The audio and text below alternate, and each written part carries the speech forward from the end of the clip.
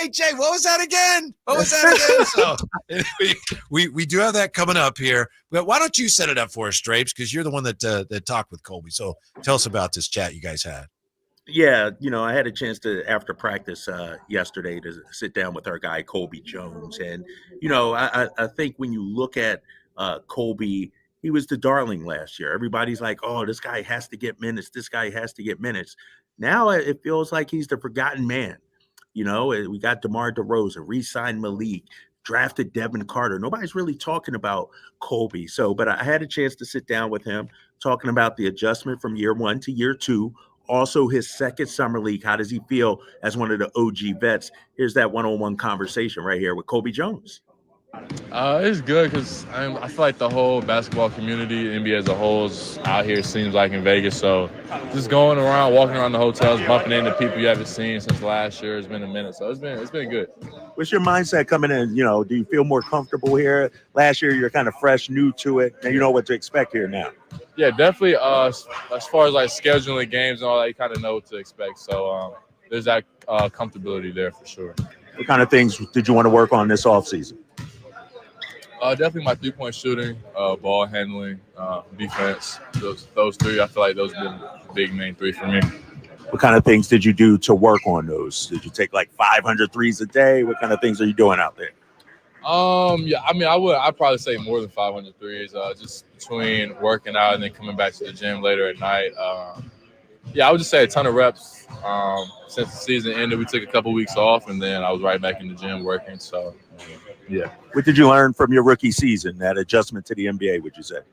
I would just say stay ready at all times. I feel like last year, I didn't really know what to expect as far as like being thrown in the rotation, and then when you get thrown in the rotation, you don't really know when. So I feel like that's been the biggest thing I took away from my rookie year.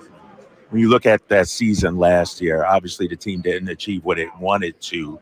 What about the hunger this year? How do you feel going into this season, your second season, the drive and the hunger for this team?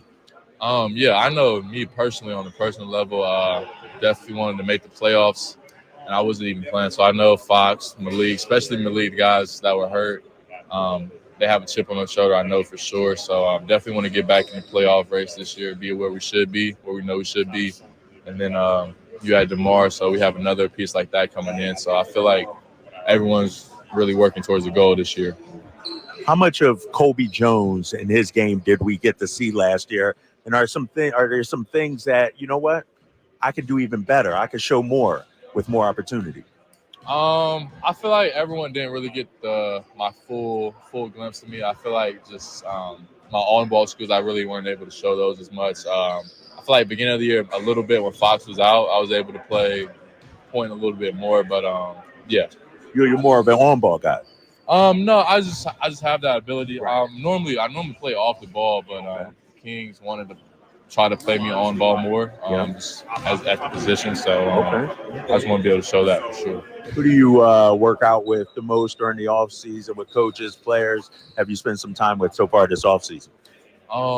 It was kind of tricky because I was working with Dutch before he took the Brooklyn job, and then I was working with Will, one of our assistants, and then I worked out with DC a good amount, and then when Fox was in town, Fox and Trey were in town, I would work out with them. We'd play ones.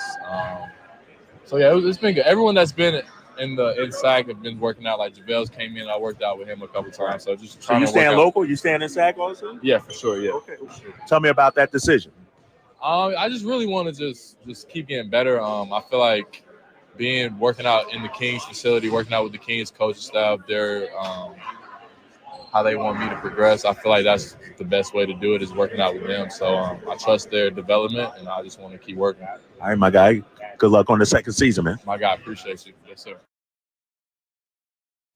That was Colby Jones with our own Kyle Draper exclusive interview in Las Vegas. One of the things that jumps out to me, Drapes, and I'm not saying this anything, but just can't help but notice it.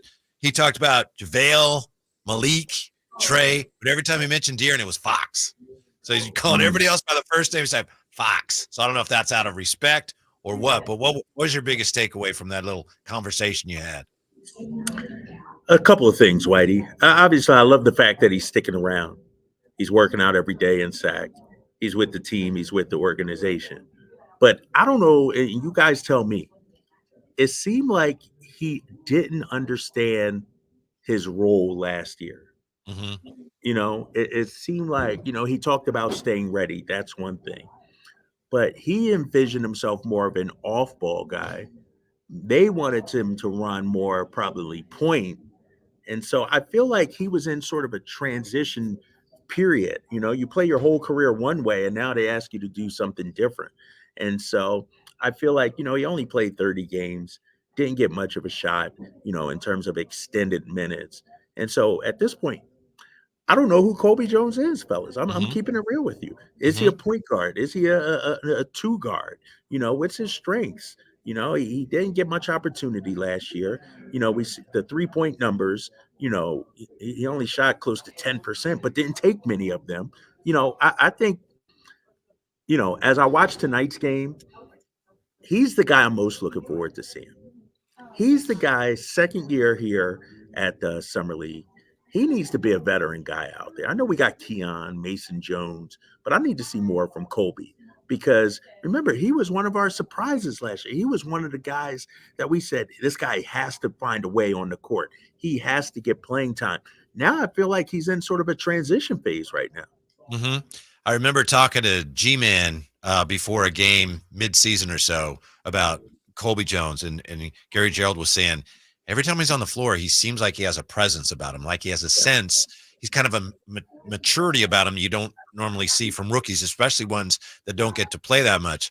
But to your point, Drapes, and I don't know how much they wanted him to play on the ball, but that to me is the most difficult adjustment for a basketball player. You see it sometimes in college, they do it with guys, and it can be done there. But when a guy at the NBA level is being asked to, hey, you got to learn to play point or play more point than you're used to, it's a really, really difficult thing I've noticed for players to do at the highest level because there's so much to learn and it's so complicated and the defense is so much better. Yeah, and you know how it is. Point guards aren't, they're the quarterback of the offense. It's Right. not just like we've seen in football great quarterbacks who have strong arms, but it's the other things. Same thing in with a point guard in the NBA. It's not just about passing the ball; it's about reading defenses, Mm-hmm. managing egos on the offensive end too. That was one of the great things that Rajon Rondo was able to do is manage all those egos while with Boston.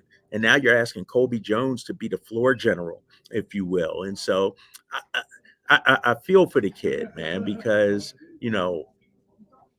when he's out on the floor, he makes things happen, but I don't know what his natural position is now. Like, Yeah. is he a two guard? Can he shoot well enough to be a two? Is he a point? Like, who is Colby Jones? And so that's the one guy I'm looking for the most today. Like, I would love to see him, have a big game. Like, I was watching Friday's game. They had Mason Jones run a point a lot. I didn't think Mm-hmm. Mason Jones was necessarily a point guard. He can be a point guard. And so I want to see, where does Colby fit in? Is he the two guard? Can he knock down the 3-pointer? I think that's massive for him today. Like, this is a huge offseason for him.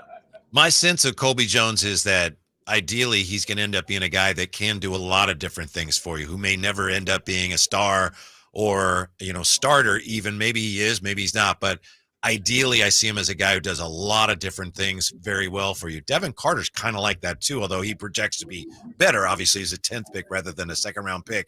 But do you see it that way? Am I right? Is that kind of the way Colby Jones projects as a guy that's a jack of all trades type guy coming off the bench?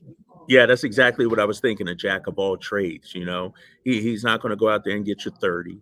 He's not going to go out there and shoot, 47% from three on the season, but he's going to play good, solid defense. He's going to take care of the ball. He's going to knock down open shots. He's not going to try and, take over a game or get out of pocket or anything like that. He's just going to be solid, And I'm trying to think of, when I look at a guy like, let's say, Slow-Mo now with the Golden State Warriors.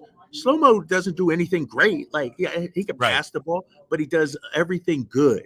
You know what I mean? He won't hurt you out on the floor. And I think that's how Colby Jones, his career is probably going to be. By the way, you asked him